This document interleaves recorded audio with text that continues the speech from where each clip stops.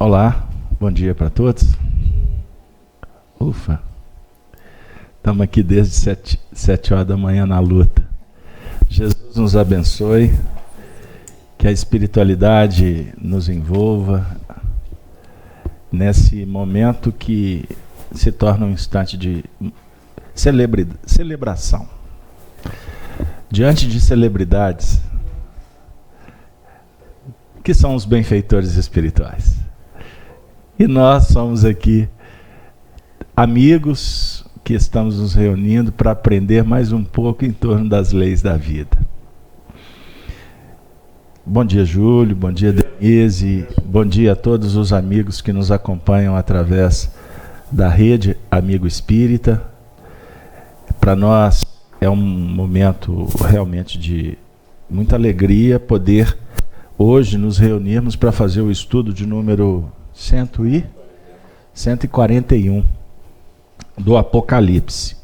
Nosso tema de hoje, tormento do escorpião. Então nós vamos iniciar, como sempre fazemos, fazendo a leitura até o versículo de número 5, que é o objeto do trabalho de hoje. Certinho? Pode ser assim? Pode. Então vamos lá. Apocalipse, que significa revelação, 9º capítulo, 1º versículo, João Evangelista deixou assim registrado, em torno da 5ª trombeta. E o 5º anjo tocou a sua trombeta, e viu uma estrela que do céu caiu na terra, e foi-lhe dado a chave do poço do abismo. E abriu o poço do abismo e subiu fumo do poço, como o fumo de uma grande fornalha. E com o fumo do poço escureceu-se o sol e o ar. E do fumo vieram gafanhotos sobre a terra, e foi-lhes dado poder, como o poder que têm os escorpiões da terra. E foi-lhes dito que não fizessem dano à erva da terra, nem a verdura alguma, nem a árvore alguma, mas somente aos homens que não têm nas suas testas o sinal de Deus, que foi o tema da última semana, o sinal nas testas. Estão lembrados? Então, que não tem nas suas testas o sinal de Deus. Estão lembrados que o sinal, na verdade, representam as aquisições que credenciam o trabalhador para a sua tarefa. Esse sinal não vem de fora para dentro. Ele é conquista. Ele é conquistado. Certinho? Foi essa a tônica da última semana? Estão lembrados? Estou criando um ambiente aqui só para a gente sintonizar. E agora, vamos para o verso 5. E foi-lhes permitido não que os matassem, mas que por 5 meses os atormentassem. E o seu tormento era semelhante ao tormento do escorpião, quando fere o homem. Nós temos aqui um momento muito especial, para que a gente possa mergulhar na intimidade e trabalhar todos aqueles movimentos possíveis para este momento da vida. Allan Kardec, no livro Evangelho segundo o Espiritismo, Livro dos Médiuns, e também no livro A Gênese, tradução da 1ª edição, e não da 5ª, corrente entre o nosso meio, ele fala que chegou um tempo para nós, humanidade, que é o momento de se descortinar o véu. A verdade será trabalhada, favorecida pelo conhecimento adquirido pela humanidade em todos os setores. Na filosofia, nas discussões, na ciência.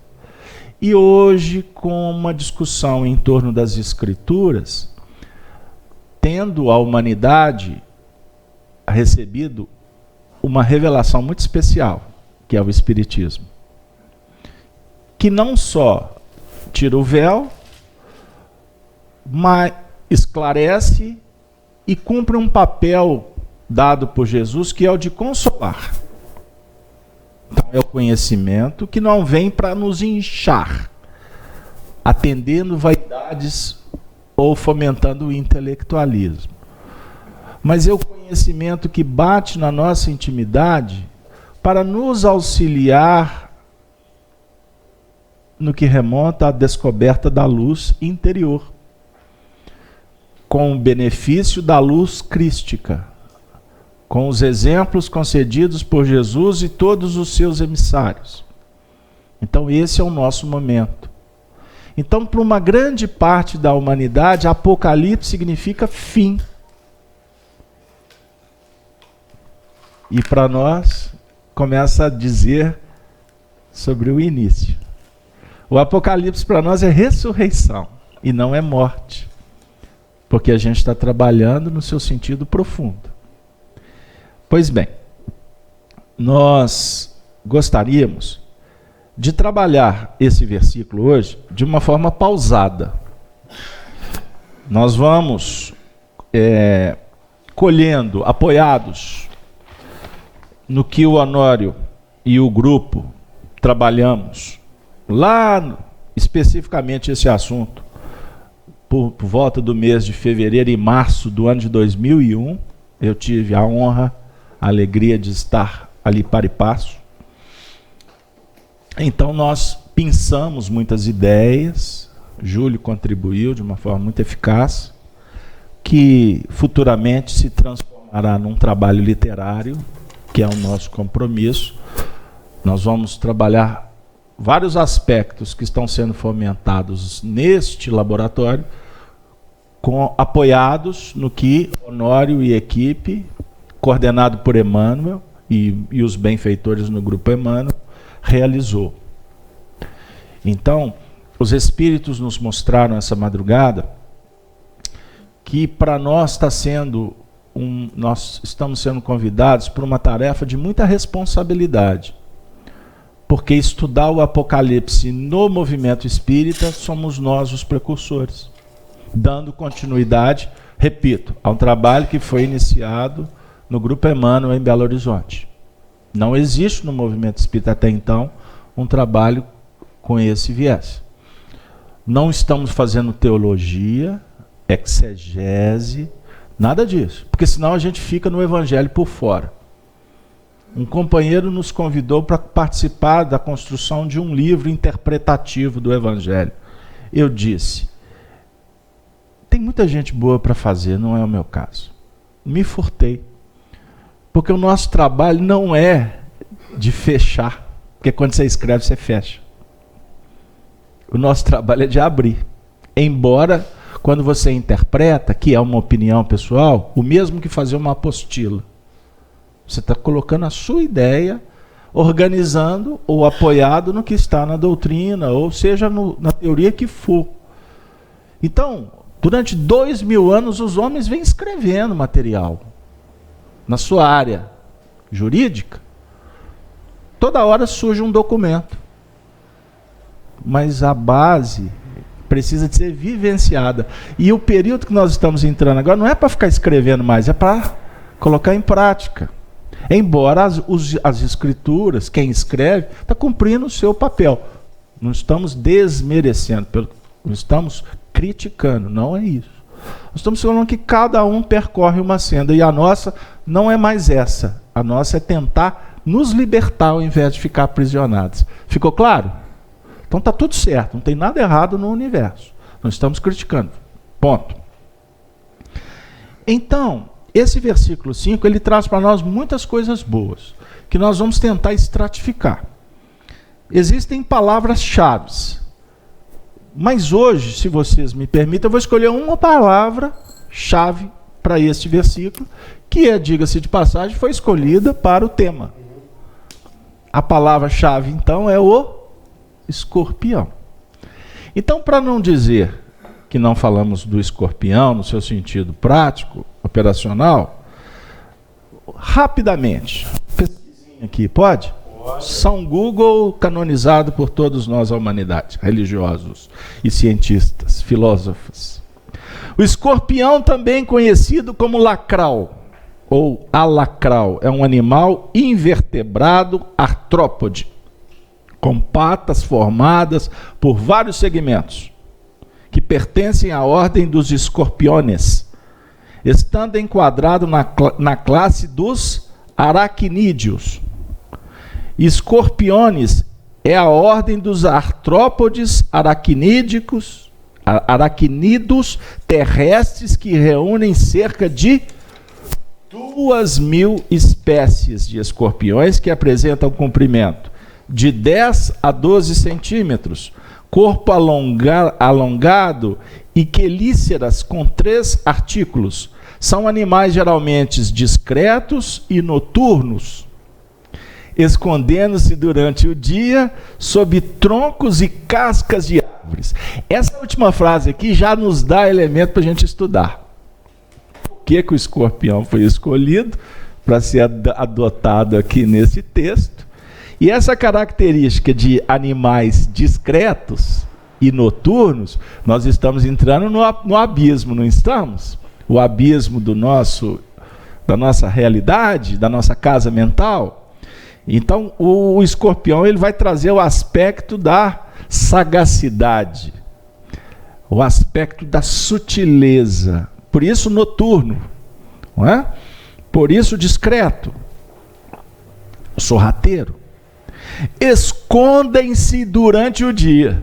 Então, durante o dia a gente não os vê, não é? Porque durante o dia você está batendo martelo, escrevendo, fazendo comida, você está no caminhão. É de noite que eles afloram. Bom, aqui eu vou pular muitas coisas. O que importa aqui para nós aqui é o seguinte: eu tinha separado esse ponto aqui: vida, alimentação e hábitos. As diferentes espécies de escorpiões, que são 2.000, eu passei batido. 2.000. Tem tempos de vida muito diferentes. E o tempo de vida real da maioria das espécies não é conhecido. A gama de tempo de vida parece situar-se entre 4 e 25 anos, tendo sido 25 anos o tempo de vida máximo registrado para a espécie X aqui. Preferem viver em áreas com uma temperatura entre 20 a 37 graus. Mas, contudo, todavia, porém, sobrevivem em temperaturas de 0 graus até 56 graus centígrados, perfeitamente adaptados às condições climatéricas do deserto. Suportam uma amplitude térmica diária na ordem dos 40 graus. Só isso aqui também dá mais estudo para nós. Olha que interessante. Eles se adequam a tudo, a todo tipo de temperatura, não é? Baixa ou alta. Embora preferem o calor, né? A intensidade. Não é? É no calor das emoções que tudo acontece. Não é verdade? Pois bem, aqui eu acho que são animais. Isso também vale. Carnívoros e têm geralmente hábitos de sair à noite, quando caçam e se reproduzem. Detectam suas presas por vibrações no ar. Vibrações no ar eles detectam. E quando fala vibração, a gente lembra da mediunidade, da percepção, não é verdade? Pois bem, no ar, não é só no ar não. No solo também. E também sinais químicos, todos detectados por sensíveis pelos, distribuídos principalmente nas suas pinças e patas. Sua alimentação é baseada principalmente em insetos e aranhas. Ao substrato das nossas questões íntimas. né? Mas podem alimentar-se de outros escorpiões. São canibais. É uma prática comum entre todos os aracnídeos, lagartos e até pequenos roedores e pássaros. Os escorpiões conseguem comer quantidades imensas de alimento, mas conseguem sobreviver com 10% da comida de que necessitam. Eles são, poderosos, podendo passar até 1 ano sem comer. Olha que beleza. Então você pode isolar o escorpião lá, achando que você vai matar ele de fome. 1 ano sem comer, não é? Mas comeu tanto que agora nem se virá escorpião. Hein? E consomem pouquíssima água. Quase nada durante a sua vida inteira. E por fim, usam seu veneno normalmente para imobilizar a presa. Mas também serve para digerir os órgãos internos e vísceras do animal. Ponto, chega. Tá bom. Muita informação. E agora vamos para o texto? Pode falar, Luiz? Vamos lá. O Luiz já entrou em sintonia com os benfeitores. Vamos embora. É que você trouxe características do escorpião. Eu posso fazer 2 coisas aqui que eu trouxe em relação à simbologia. Vamos embora. No dicionário de símbolos, o escorpião ele tem uma lenda africana, na região do Mali, ou do Mali, não sei como é que pronuncia. Mali. Fala assim: tenho 2 cornos e uma cauda que torce no ar. Os meus cornos chamam um a violência e outro o ódio. O estilete de minha cauda chama-se buril da vingança. Só porei no mundo uma vez a concepção, que para os outros é sinal de crescimento, para mim é sinal de morte. E no símbolo do zodíaco, o escorpião é o 8º signo do zodíaco. É o símbolo de resistência, igual foi falado aí, né? É o símbolo de resistência, fermentação, dinamismo, dureza de lutas. O animal negro, que foge da luz, vive escondido e é dotado de um ferrão envenenado. Essa reunião compõe um mundo de valores sombrios próprios para evocar os tormentos e os dramas da vida, até o abismo do absurdo, do nada e da morte. Só para complementar aí o que foi falado. Releia para mim só essa segunda partezinha, final, essa que você acabou de ler. É quando eu falei do zodíaco. Essa reunião compõe um mundo de valores sombrios próprios para evocar os tormentos e os dramas da vida, até o abismo do absurdo, do nada e da morte. Não, tem um texto anterior ainda. Da luz. O que esconde da luz. O escorpião, no símbolo do zodíaco, ele é o 8º signo do zodíaco, é o símbolo da resistência, fermentação, dinamismo, dureza e de lutas. O animal negro, que foge da luz, vive escondido e é dotado de um ferrão envenenado. Então, são muitas palavras importantes aí, mas fermentação, resistência, qual foi a outra aí? Dureza e de dureza, dinamismo e fuga da luz. Fuga da luz. Essa fuga da luz, na verdade, então, na adequação ao nosso estudo, significa os aspectos que nós criamos para resistir. Então você resiste e foge. São 2 movimentos. Você pode resistir sem fugir, mas você pode sofisticar essa resistência fugindo. Tá? E é da luz, então somos nós que nos fechamos, que criamos obstáculos para realizar as tarefas que nos competem. É o escorpião aí. Olha quanta coisa, mas contudo, todavia. Porém, vamos trabalhar as partes específicas do versículo. Eu vou reler o versículo como um todo, para deixar aí. O versículo 5, o texto diz: e foi-lhes permitido não que os matassem, mas que por 5 meses os atormentassem. E o seu tormento era semelhante ao tormento do escorpião, quando fere o homem. Então, primeiro, e foi-lhes permitido. Vou trazer Honório Abreu. Tudo me é lícito. Foi permitido. Doutrina espírita, autonomia moral. Essa é a teoria espírita. Mas nem tudo me convém. Paulo de Tarso. Tudo pode, mas nem tudo convém. Não é assim?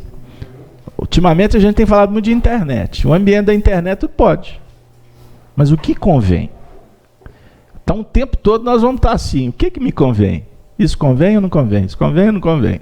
Cada clique, cada propaganda, cada robô que está te monitorando. Você está no computador, se você clicou lá. Eu achei muito engraçado uma companheira da Rede Globo, eu estava vendo na Globo News. Surgiu esse assunto ontem, num painel lá de discussão, e eles falando exatamente sobre essa robotização da internet, a inteligência artificial. Ela é pragmática.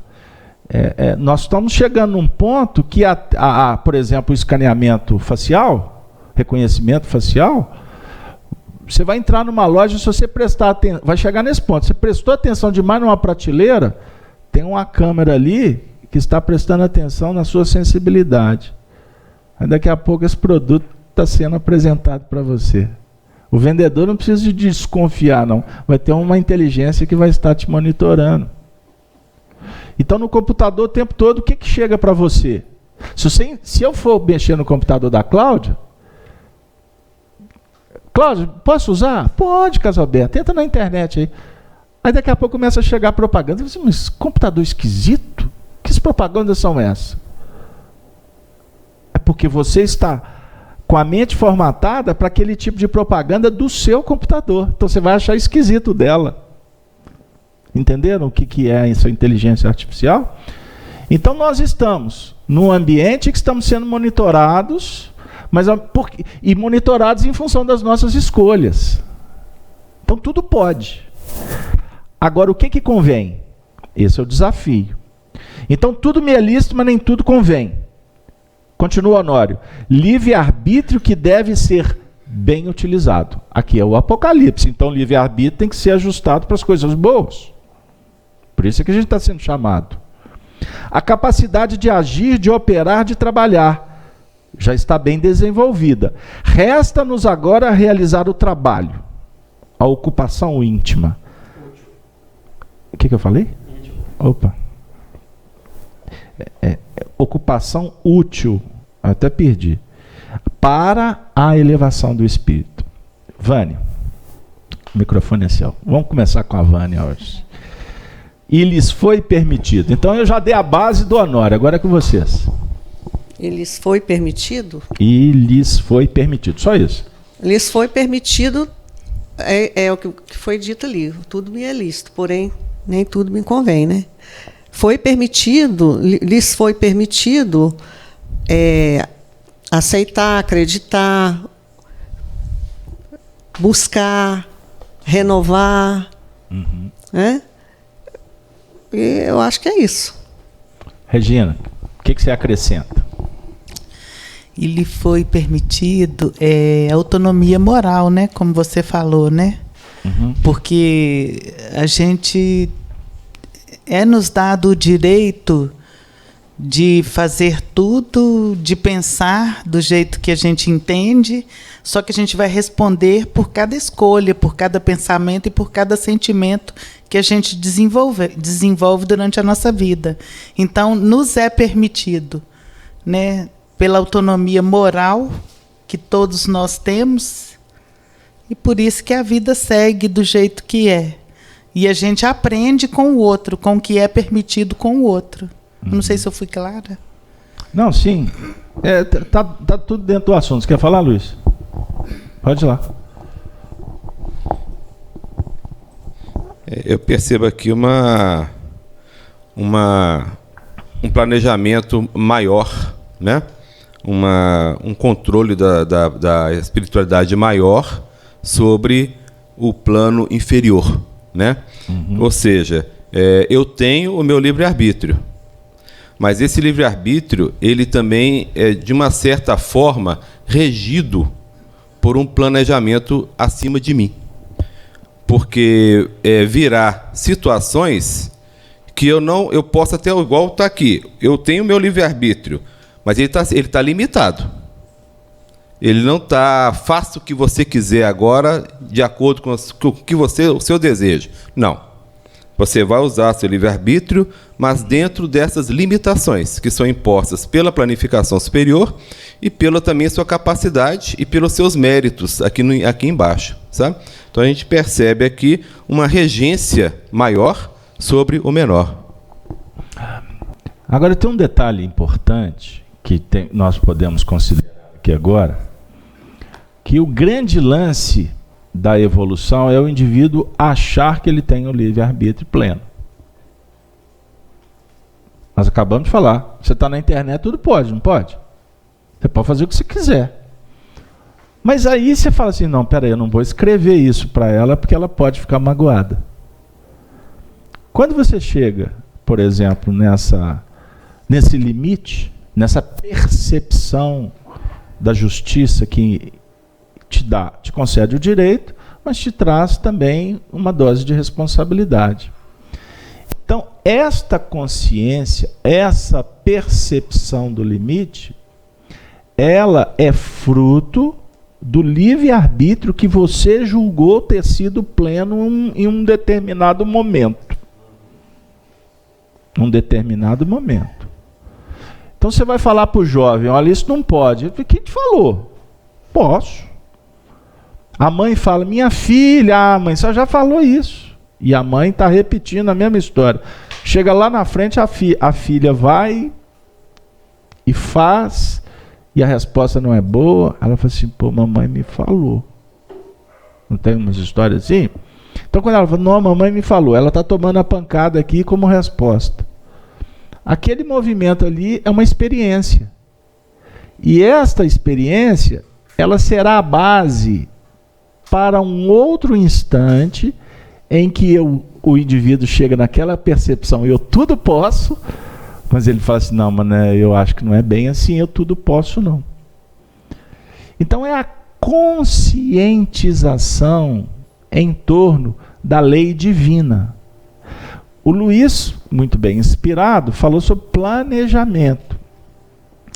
O planejamento, nós participamos do nosso planejamento, não participamos? A grande maioria. No mundo espiritual nós nos comprometemos. Mas o que vai acontecer? Existe sempre um planejamento maior, como ele bem lembrou. Qual que é o planejamento maior? Ele é regido pelas leis da natureza. Lei da natureza. Isso é muito importante.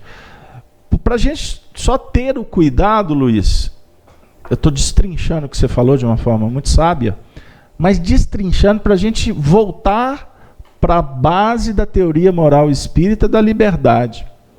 Porque senão a gente entra de novo na heteronomia. Ah, então tá, eu tenho livre-arbítrio. Ah, mas tem um planejamento maior, então não tem essa história toda de autonomia moral.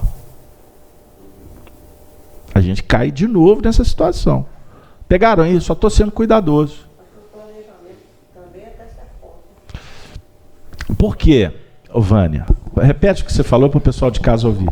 O planejamento no mundo espiritual também, da reencarnação, é até certo ponto. Nós não temos, né, a liberdade total, né? É tudo aquilo que nos é concedido, de maneira que possamos usar para o nosso bem. Sabe o que ajuda a entender isso? Emmanuel, no livro Pensamento e Vida, quando ele diz assim, que a nossa mente é o campo da consciência desperta. Então, quando ele fala campo, mente. Se ele está falando do campo, esse campo define o quê? Um espaço, em tese. Não é isso? Esse espaço, ele foi fomentado.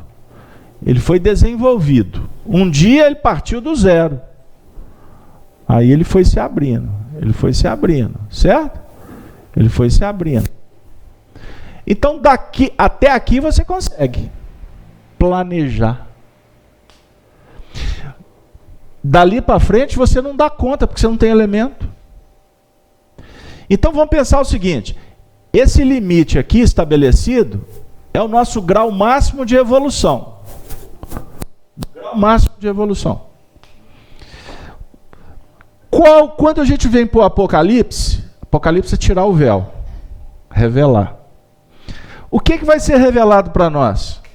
Que existe aqui uma outra faixa de possibilidades. Mas ela é virtual.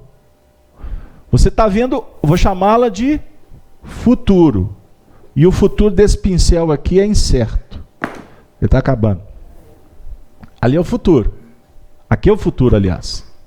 Eu estou vendo que o amanhã está ali próximo. Mas eu ainda não tenho condições de verificar o que está muito à frente, porque a minha mente não dá conta. No mundo que a gente atingiu agora, no ano de 2019, a gente pode até imaginar o que pode acontecer em 2021. Mas não dá para a gente falar o que vai acontecer em 2031.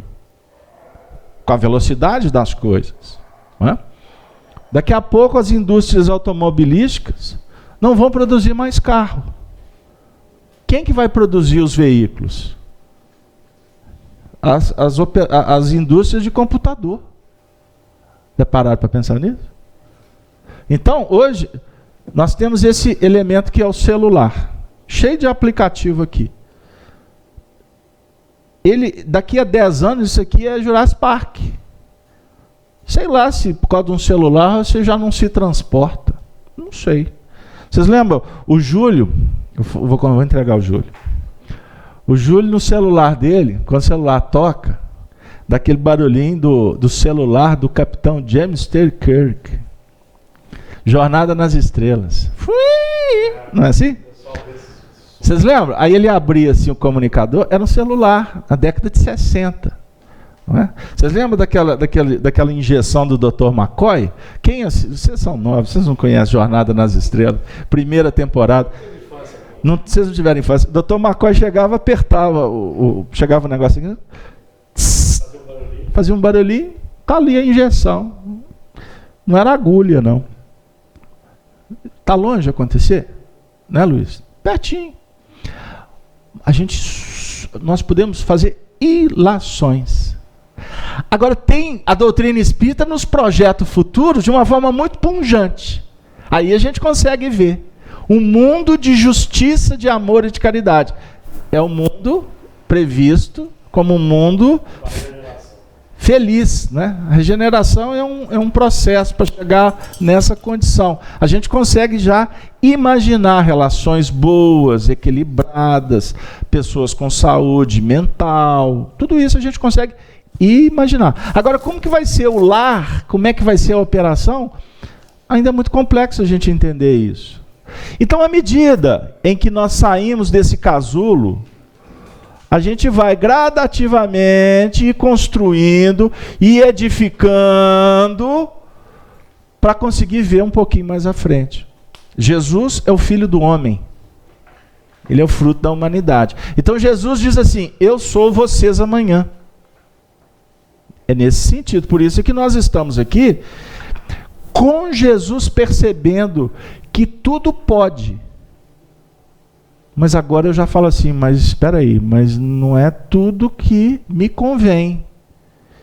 Eu não consigo falar isso para Denise. Denise, chupa menos bala, Denise. Consegui, até consigo, falei para ela. Agora, se ela vai chupar menos bala, mais bala, isso vai depender da conveniência. Aí usou até a palavra justa. É, Júlio, quer falar? Um aspecto interessante. Você está citando o pensamento de vida, e nesse meio texto ele vai dizer que nós está ligado.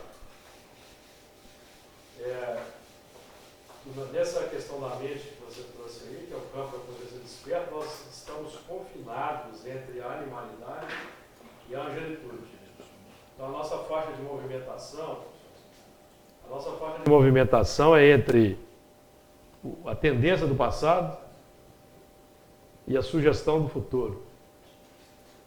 A tendência do passado emerge da intimidade, é o que nós trazemos como bagagem.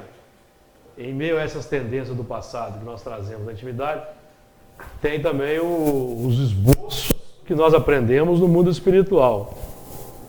Os esboços a serem implementados aqui. E esses esboços que nós aprendemos no mundo espiritual,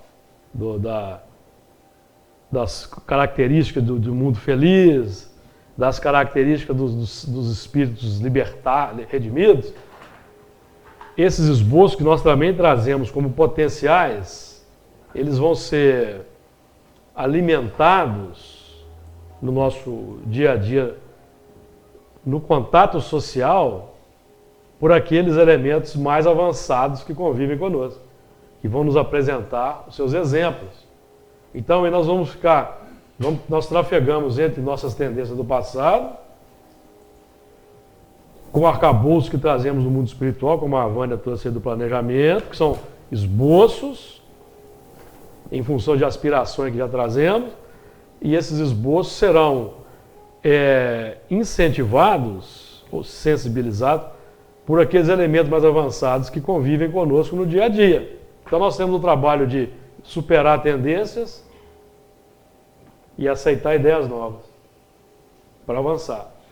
E com relação ao mundo futuro, com relação porque tudo nos é permitido, foi-lhes permitido, é o mundo futuro. Nós temos texto de Emmanuel, que Emmanuel diz que a civilização armada vai desaparecer, que não haverá prisões no mundo futuro, não haverão cercas, ou seja, a lei divina vai estar implementada. É o parâmetro delimitador e da felicidade.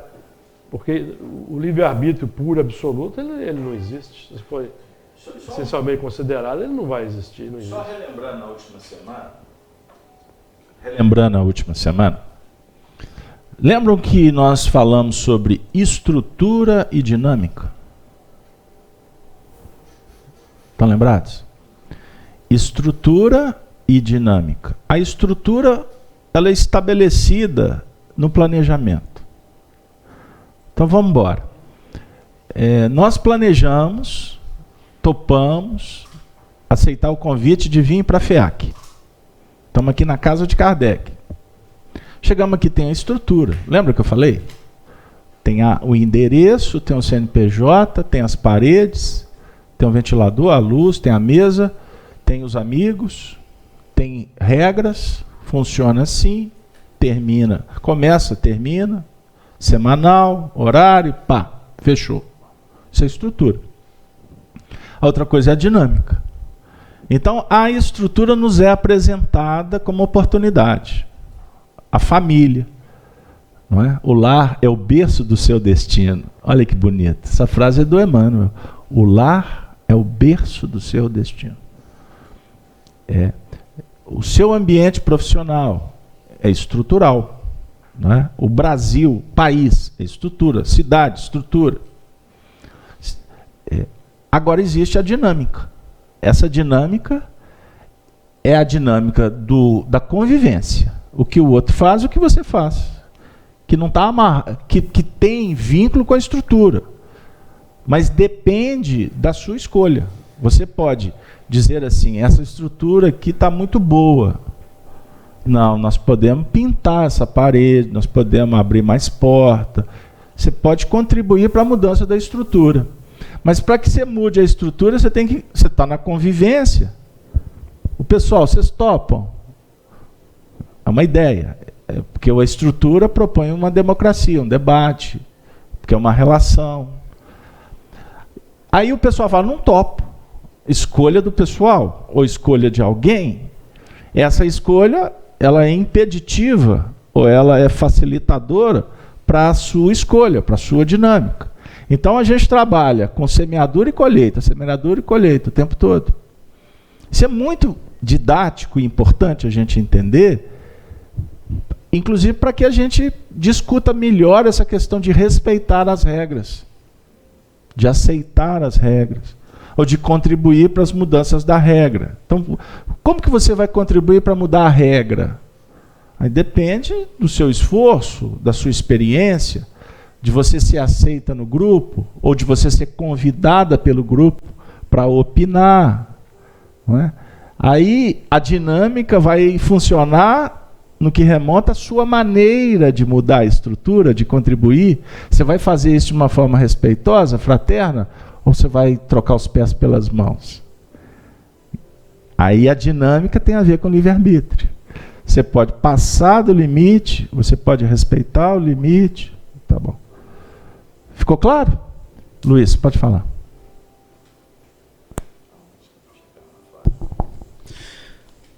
Voltando para essa frase do tudo me é lícito, né, mas nem tudo me convém, e pegando o que o Júlio falou da animalidade e angelitude, a gente pode nos colocarmos, quando saímos da animalidade, nessa fase inicial do tudo me é lícito, né?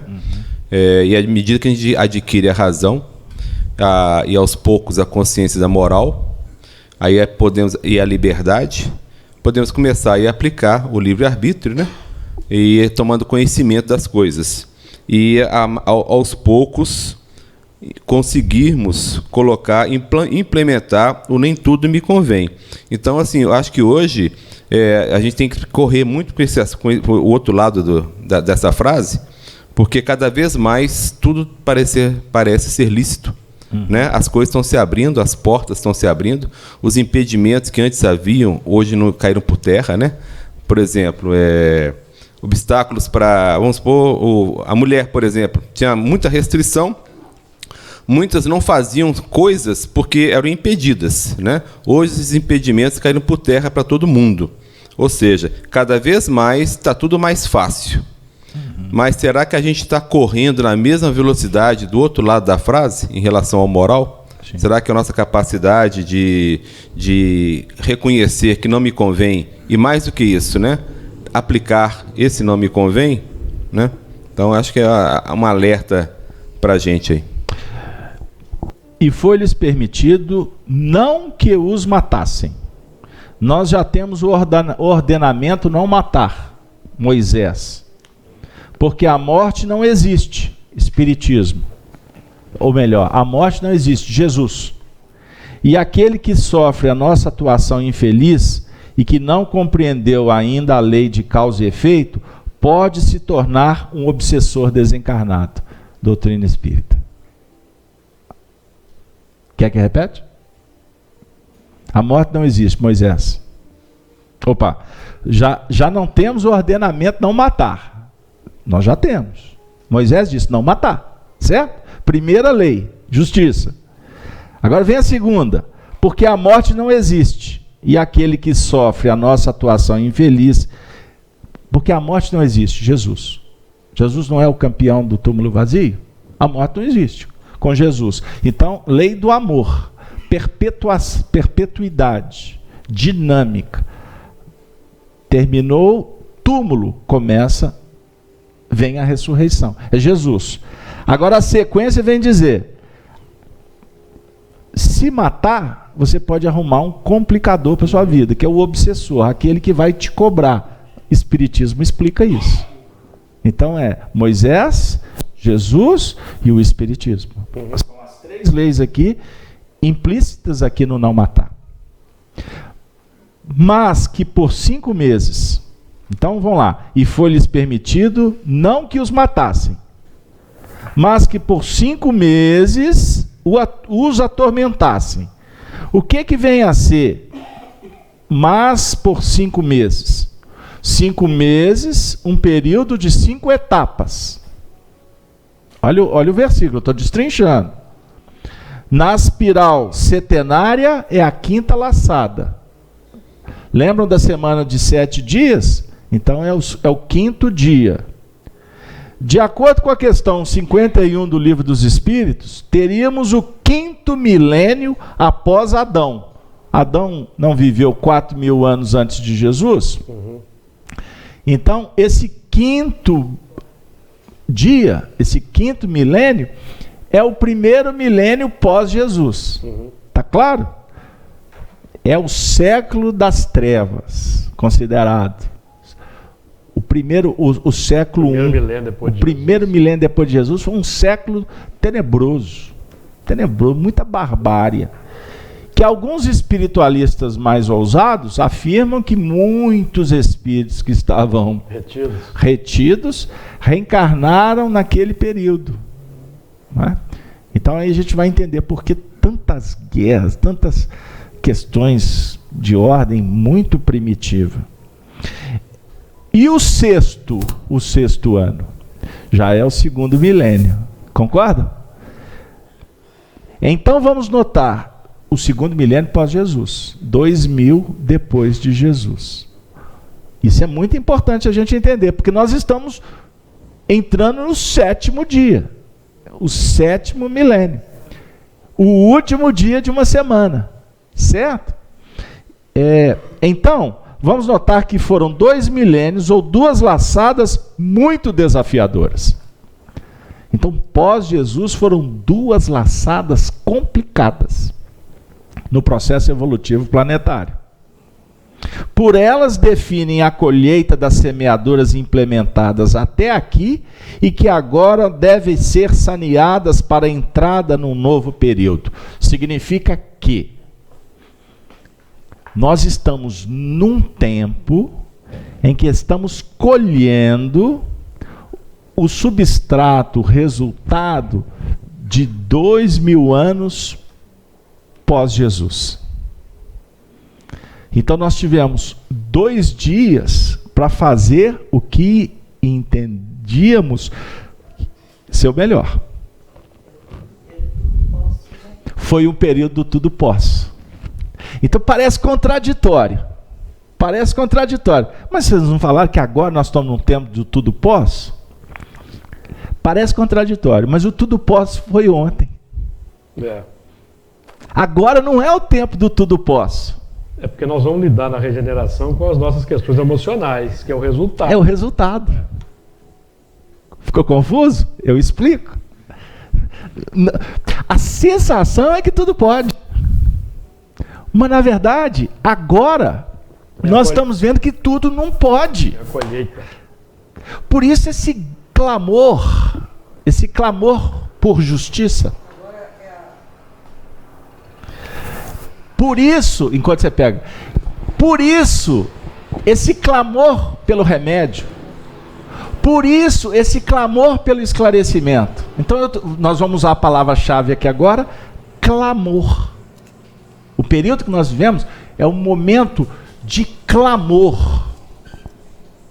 Porque chegamos no ápice do desamor, para ser poético. Então, agora é a separação mesmo, né? Do joio e do trigo. Começa. Sim. Porque nós estamos colhendo. Na intimidade. Sim. Exatamente. A conversa sempre é na intimidade.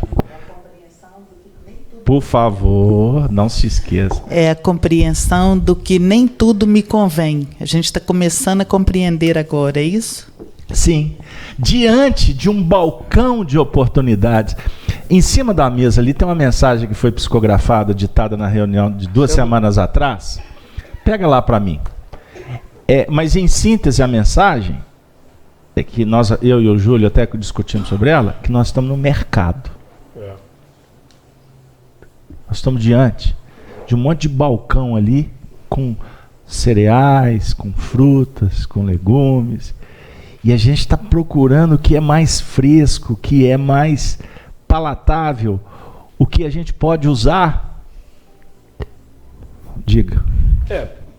E nesse período de 2000 anos de complicações, esses 150 anos é o pior período. 150 anos a partir da desencarnação de Kardec é o pior período. Nós tivemos 3 grandes guerras, franco-prussiana, Primeira Guerra, Segunda Guerra. Na verdade é uma guerra só em 3 etapas, e foram as piores de toda a humanidade. Sim. Chegou no ápice. Então você pega o que eu ouvi essa noite de um amigo. Nós chegamos no ápice do niilismo do materialismo, do positivismo com Comte e tantos outros, que a ciência se desprendeu da moral. A filosofia tomou outro rumo. O surgimento do materialismo por mentes brilhantes. E esse materialismo, ele veio ao longo do tempo minando a família em todos os em todas as portas que pode se entrar na família. Degeneração dos costumes, o consumismo que se instaurou, e em função disso todo mundo saiu de casa para ganhar dinheiro. Então tem um lado positivo e tem um lado negativo, não é? A educação foi terceirizada, a mulher em busca de se libertar do aprisionamento milenar, os movimentos feministas chegaram no extremo, não é?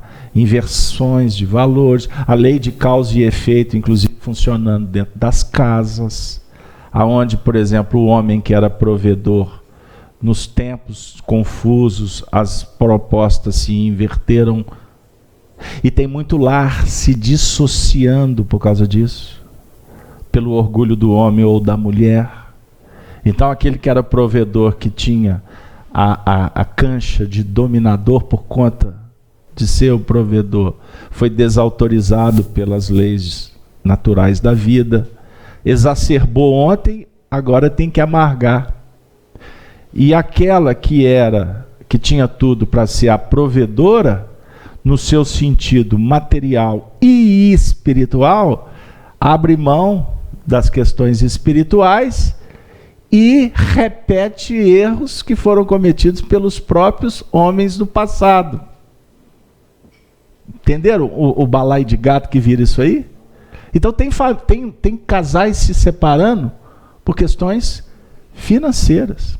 Ou outros casais se mantêm com um verniz social, não é? Porque não dá para pagar 2 condomínios. As despesas dobram se separarem. Então se mantém relacionamentos em função de... Observem bem. Então tudo isso, eu estou dando aqui alguns exemplos, tá? Eu conversei com um amigo essa semana e eu estou tratando de um problema familiar, eu estou sendo intermediário, e acabou que eu estou me relacionando com ele e com a filha. A menina tem 20 e poucos anos. E eu fui percebendo o jeito dela, chegou num ponto que eu falei assim, olha, eu acho que é preferível tratar com você, que é o responsável pelo processo, porque ela está passando um pouco dos limites. Não é? Enfim, ele virou e falou assim, mas você podia me ajudar, porque eu não tenho domínio sobre ela. Uhum. Aí eu disse assim, não, o que eu puder fazer eu faço. Mas pensei comigo, que relação é essa de pai e filho? Como é que as coisas são... Como é que elas se extrapolam? Como é que envolve pessoas? Não é? Como é que o pai expõe a filha? Como é que a filha expõe o pai? Isso tudo é uma desorganização. Isso caracteriza o quê? Um excesso de liberdade, uma ausência de respeito, a falta de equilíbrio no trato com muitos assuntos. Então, nós temos aqui milhões e milhões de exemplos para dar, para falar sobre o que aconteceu em função de tudo isso que nós semeamos no tempo e que nós fomos colhendo a duras penas no século XX, que o Júlio falou de 150 anos, que os 150 anos, que também está ligado ao número 5, representa um processo de transição destes 2000 anos vividos pós-Jesus, período esse que está nos colocando vamos dizer assim, na antessala deste novo milênio. Então agora, todas as confusões, as contradições, não é? Você não pode garantir. A única certeza que nós temos é que vivemos um mundo de incertezas. Você está convivendo com uma pessoa aqui, eu falo assim, centro espírita, viu, Denise? Eu falo em centro espírita. Ah, fulano fez isso, Beltrano deixou, o outro desvinculou. Aí muitas vezes a gente fica assim, pô, que pena. Aí o pessoal vem dizer, olha, a única certeza que nós temos É que nós estamos a cada dia vivendo incerteza. Eu não posso mais, como um gestor de casa espírita, dizer que eu vou contar com o fulano no dia seguinte. Tamanha as instabilidades emocionais e espirituais que caracterizam a nossa performance na atual sociedade. Por isso é que não dá para nós espíritas ficar sem evangelho. Não dá para abrir mão, não é? Porque toda reunião aqui é um banho de loja que a gente toma. É uma oportunidade de rever, de reanalisar. Se a gente fica, na época de férias, 2 semanas, 1 mês sem vir aqui, quando a gente volta, já está sem lugar. Fora de órbita. Porque daqui a pouco você se contamina. E é natural que nos contaminemos pelos escorpiões que estão soturnamente nos visitando. Não é? Você assiste lá, essa semana, a prisão de mais um ex-presidente do Brasil. São 2, 4 foram retirados. No Rio de Janeiro, 5 ex-governadores ou governadores Todos os últimos. Que foram presos. E, para mal dos pecados, essa semana, eu prometi que não falaria de política, mas essa semana, eu já vou falando e já... A vigilância. Esta semana, deputados foram empossados dentro de uma prisão. Eu falei, vocês me mandam internar, eu falei isso para o Júlio. O Júlio tem mais paciência comigo. O que eu falei para você, Júlio? Eu não lembro. É tanta coisa, né, Júlio? Eu falei para o Júlio assim, você sabe que Sodoma e Gomorra já começa a passar pela minha intimidade que não aconteceu, não. Foi profecia. Foi profecia.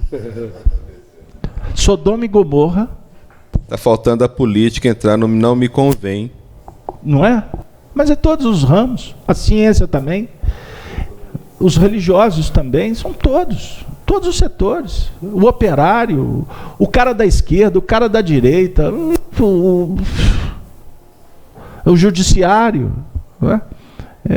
É o poder executivo, é o poder legislativo, é a classe de professores, esquerda, direita, tudo é o funcionário do sistema prisional,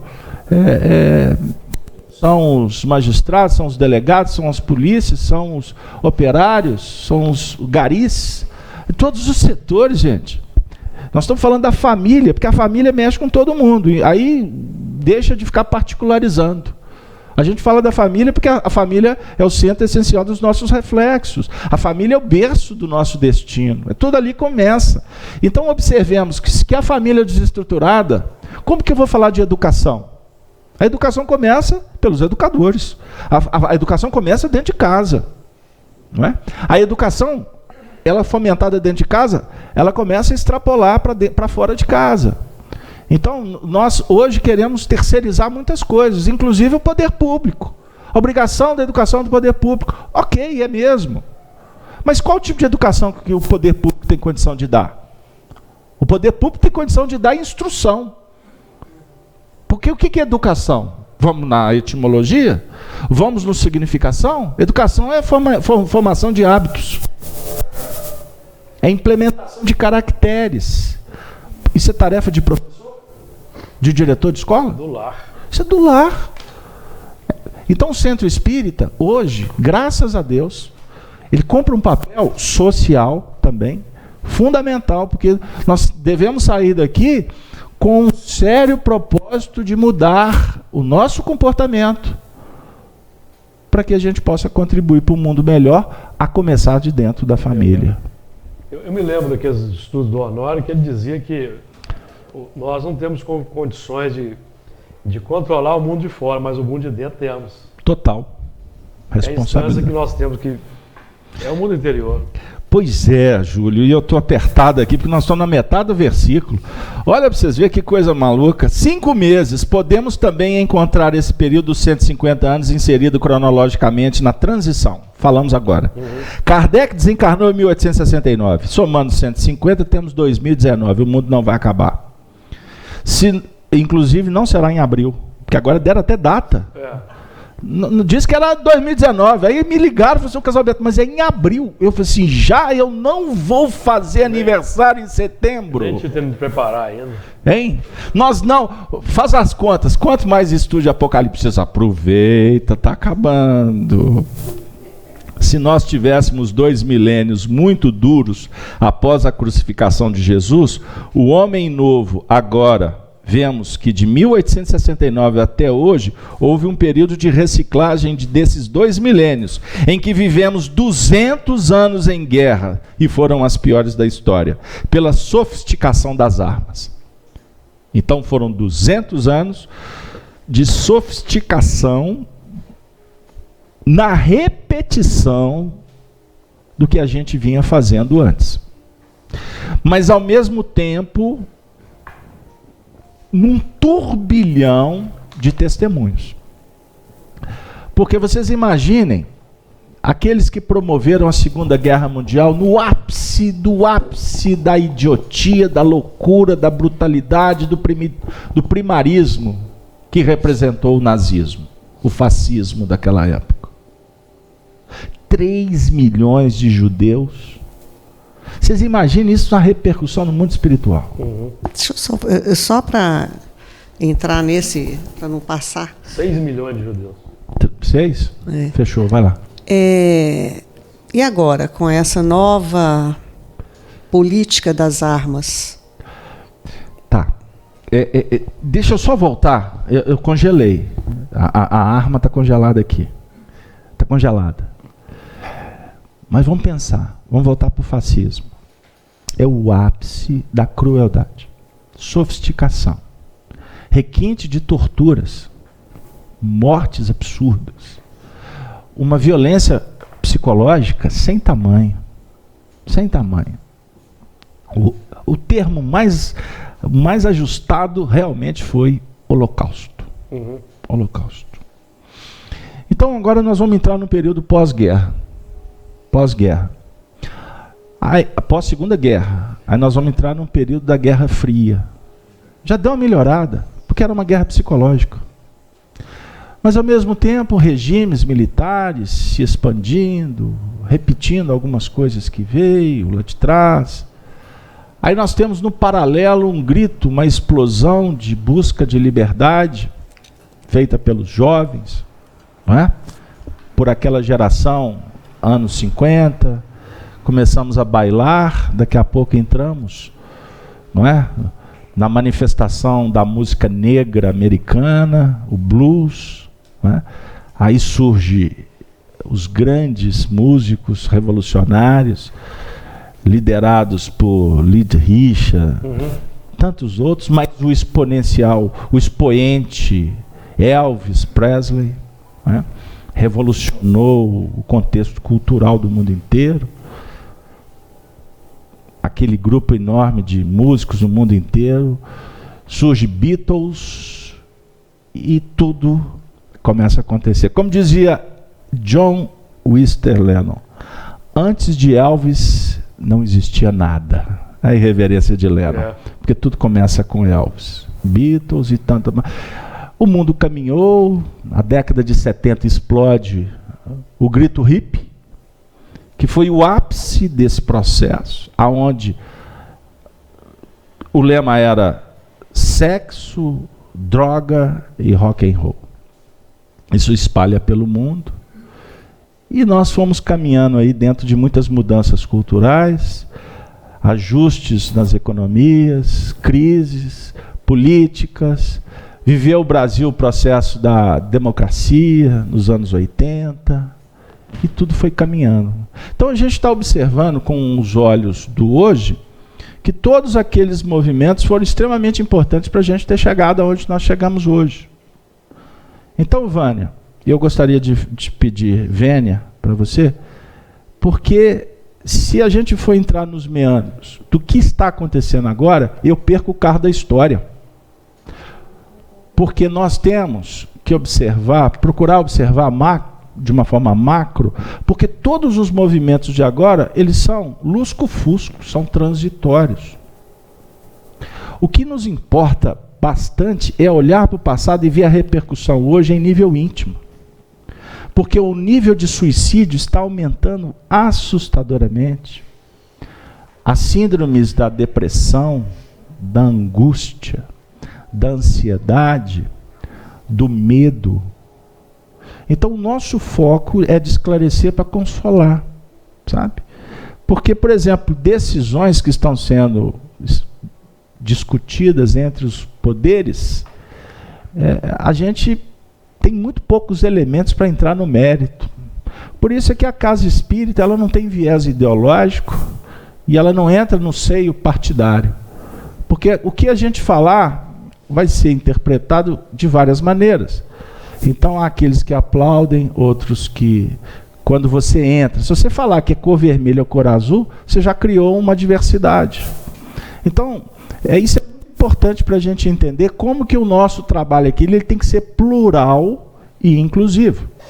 Então, eu não falo para socialista, eu não falo para democrata, eu não falo para republicano, não. Nós estamos falando para cristãos. O Espírito Eterno. Nós estamos falando para o Espírito Eterno, a palavra mais transcendente. Sim, eu sei disso, eu sei disso. E todas as ponderações aqui... Sim. Mas o cristão sabe o dever dele. Ele Nós sabe. aqui não podemos ditar normas. O cristão, ele sabe qual que é o dever dele. Sim. Então, voltando aqui, esses 5 meses, eles são tão interessantes para nós, porque o texto diz assim, olha que legal, e foi-lhes permitido não que os matassem, mas que por 5 meses os atormentassem. E o seu tormento era semelhante ao tormento do escorpião quando fere o homem. Então esses 5 meses são tormentosos. E como é que o escorpião fere o homem, Luiz? Por favor, você como médico. Não, eu não estou no resumo. Ele é sábado de folga. Eu vou chegar aqui. Nos atormentar. Só um pouquinho, Luiz. Só um pouquinho. Pois nos atormentassem. Aqui, ó. Vamos pular os 5 meses que nós falamos semana passada. 5 meses já foi falado. Ó, os atormentassem. Então o Honório diz assim, eu passo para você em seguida. Então são os tormentos que decorrem das resistências internas, da revolta e não aceitação, por termos que abrir mão dos caprichos. Todo mundo tem razão. Olha a resistência. Ninguém cede. Com consequências que desaguam nas fobias, nas depressões, nas síndromes, cujos símbolos são os gafanhotos e escorpiões, conforme a lei de causa e efeito que promove o reajuste, a correção de rota. Lembrando que o que define o destino é a onda mental. Luiz, fala aí para nós. Depois só vai faltar mais um trechinho para a gente terminar a reunião. Aqui fala assim, muito claramente, né, o tormento do escorpião quando fere o homem. Na verdade, dessas todas as espécies de escorpião que foi falado aí, parece que no Brasil tem em torno de 3 espécies, e a maioria dos acidentes provocados pelo escorpião não são capazes de matar o homem, né? Principalmente o homem, o adulto, né? A criança, essa taxa diminui um pouquinho, mas também a maioria dos acidentes são leves, né? Uma pequena parte é moderada e uma parte maior é grave. Porque o escorpião ele vai liberar uma toxina, e essa toxina nós temos rapidamente, nosso corpo ele é regido por 2 sistemas, né, autonômicos, que é o simpático e o parasimpático. Um vai descarregar adrenalina, o outro vai descarregar acetilcolina. Aí, dependendo, o escorpião ele atua, a toxina vai atuar nesses 2 sistemas, e aí causa uma bagunça na reação. Quando tem o simpático, você vai ter uma descarga de adrenalina, o coração vai a 1000, a pressão sobe, né? Você pode ter acidente cerebral, cardiovascular, né? E quando você tem o parasimpático, você vai ter transpirações, náusea, cansaço, água na pleura, vômitos violentos. Então é um tormento enorme, principalmente as primeiras horas, onde tem um risco maior de mortalidade, né? Mas gera esse tormento. Mas na maioria das vezes, realmente, o acidente ele não causa a morte no ser humano. Geralmente sabe? é no lar, do ponto de vista médico. Geralmente são nos lares, não é?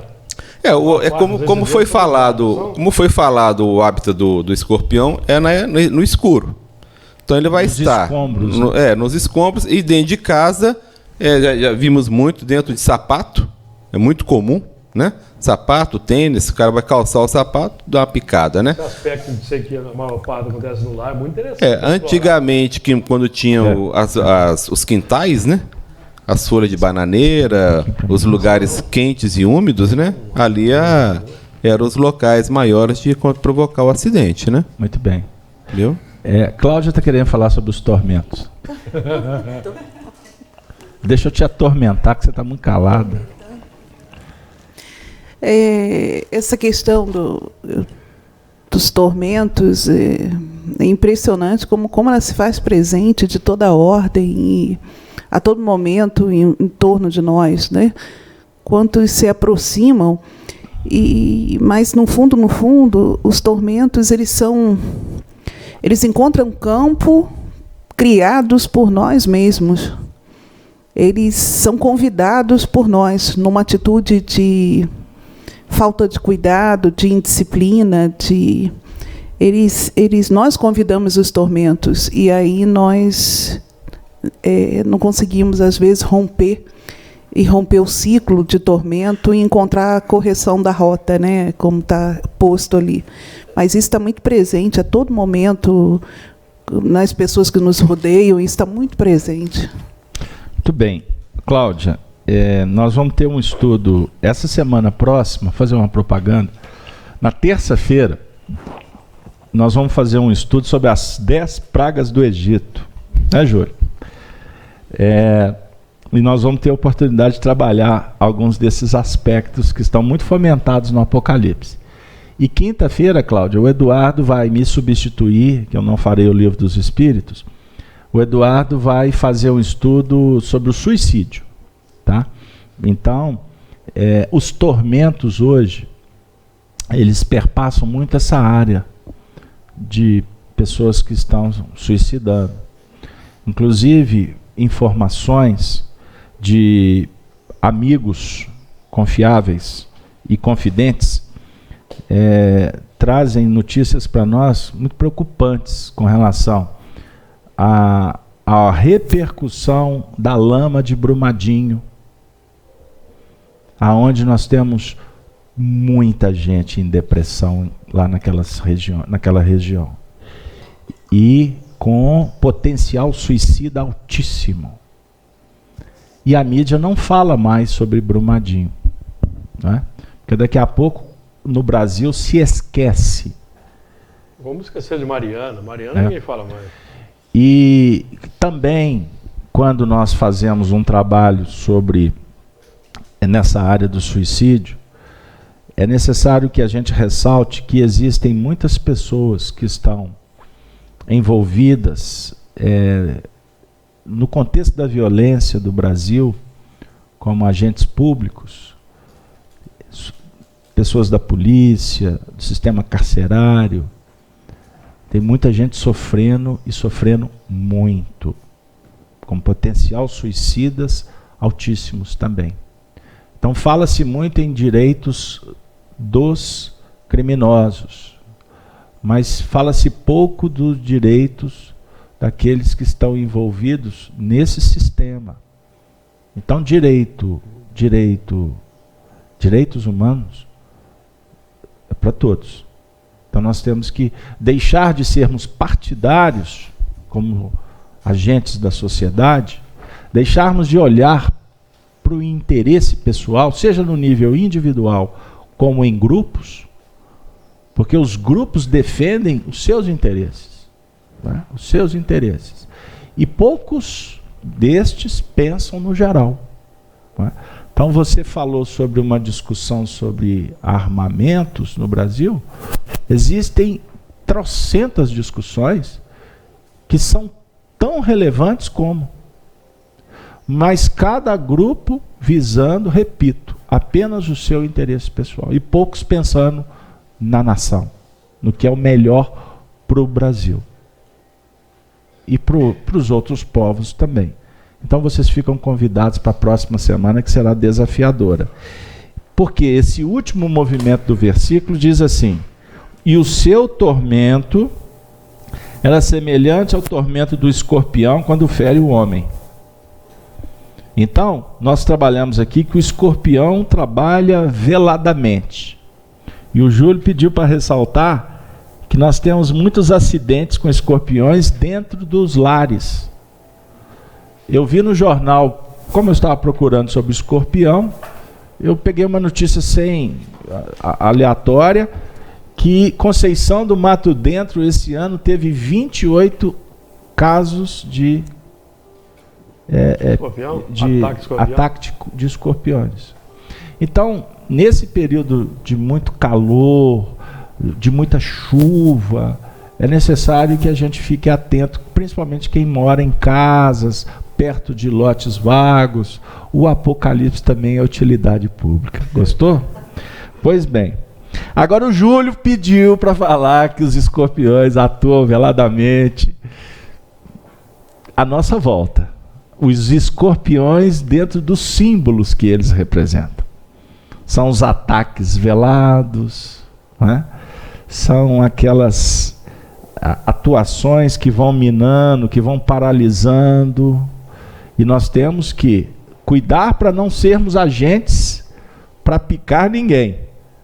E termos o antídoto para as picadas daqueles que infelizmente estão doentes. O antídoto nos foi apresentado por João Batista, né, que digeria esses gafanhotos, essas coisas todas. E você está sempre sintonizado com o João Batista, porque o Júlio traz João Batista sempre no final da reunião, né, Júlio?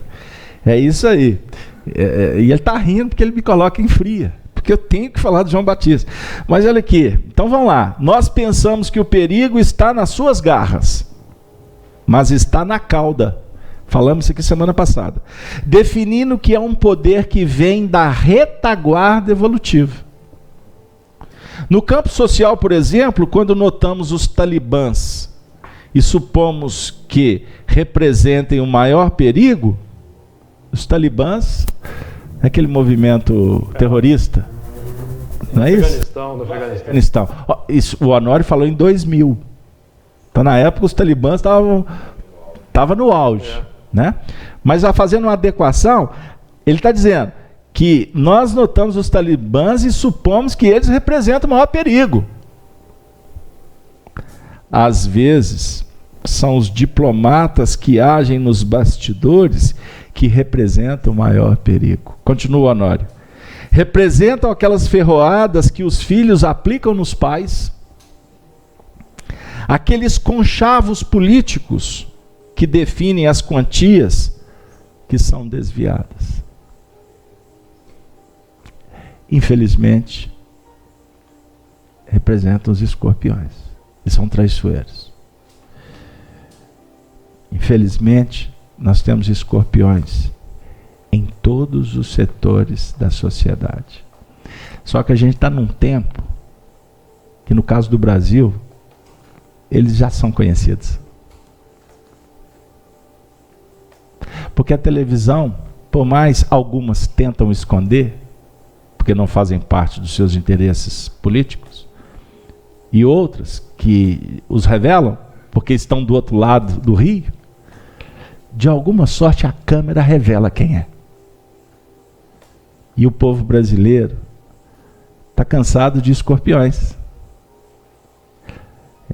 Então, assim, com todo respeito, eu não posso me esquecer do Alferes Tiradentes, que junto com os Inconfidentes falaram destes escorpiões.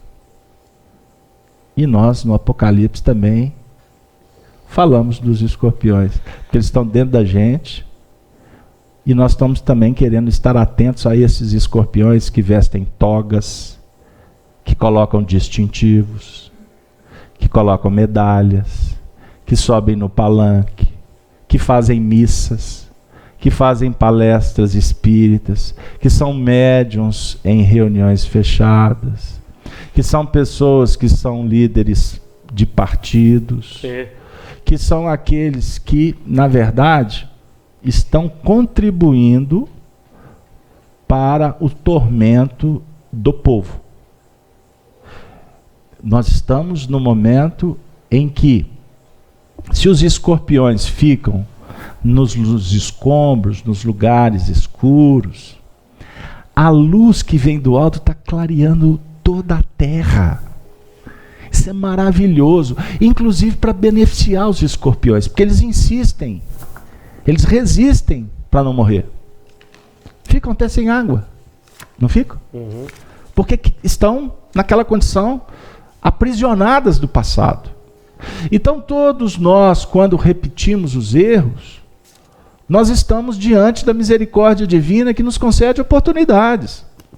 Mas chega-se um tempo em que os limites são estabelecidos e a gente acaba sendo retirado do contexto se a gente não abrir o olho. Eu vi essa semana com muita tristeza o que reverberou todo daquele escândalo com o médium lá de Abadiana. Eu vi a cena dele na televisão, me deu uma tristeza. Porque é um homem que veio para fazer o bem. Ele fez muito bem para muita gente. Se desviou. Desviou? Eu não sei. Estou dizendo que sim. Mas ele está morto, vivo. Uhum. Então nós espíritas temos que entender o papel do espiritismo como consolador. Porque eu não tenho dúvida de que todos os espíritos que este médium, esse colega, que não era espírita, diga-se de passagem, todos os espíritos que ele dizia que eram seus tutores, eu não tenho dúvida em afirmar que são eles que estão com ele agora, para cuidar dele. Porque se não fosse assim, que espíritos que são estes? Os espíritos são generosos. Uma mãe abandona o filho? Este é o sentimento dos benfeitores para conosco. Somos nós que estamos desviando, ou nós que desviamos, nós estamos sendo tratados. Não existe punição. Porque a própria descoberta já é muito dolorosa, já é um grande tormento quando você fala assim, pô, eu fiz, minha vida inteira, quantas pessoas me disseram e eu não dei ouvido, eu fiz. Então, gente, sabe, um convite nosso para observar essas ferroadas e a repercussão dessas ferroadas, o nosso convite com Jesus e com Kardec, que é o mentor espiritual desta casa, que nós carinhosamente falamos que é a dona Amélie Boudet, que é a sua esposa, que precisa de ser a sua memória revigorada, porque ela teve um papel extraordinário junto de Kardec para nos legar o espiritismo.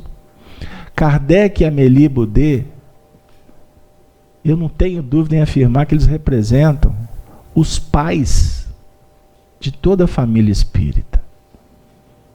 E nós precisamos de honrar pai e mãe. Nós precisamos de admirar. E precisamos de voltar os nossos olhos para cuidar dos nossos irmãos espíritas e não espíritas, felizes ou entristecidos, com saúde ou com doença. Esse é o papel que Jesus opera na terra. Porque quando fere o homem, diz o texto, na realidade o que fere é o que está vivo na intimidade e precisa de ser desativado. Não é? Nós precisamos, já ao invés de soltar o escorpião, soltar o cordeiro. O cordeiro. O anjo que pacifica. Esse lado bom que todos nós possuímos. Oferecer a outra face, dar a outra capa. Sabe? Se antes a gente soltava a ferroada naqueles que nos ferroavam, agora nós precisamos de aprender a orar, a cuidar, a pacificar, mesmo tomando a ferroada que atormenta, que paralisa, que machuca. Mesmo se estiver doendo, perdoa, amigo. A hora é para perdoar, inclusive a si mesmo, quando você ferroar e descobrir. E tem hora que a gente comete alguns equívocos, que fala assim, puxa vida, mas como é que foi? Ah, mas não foi com intenção.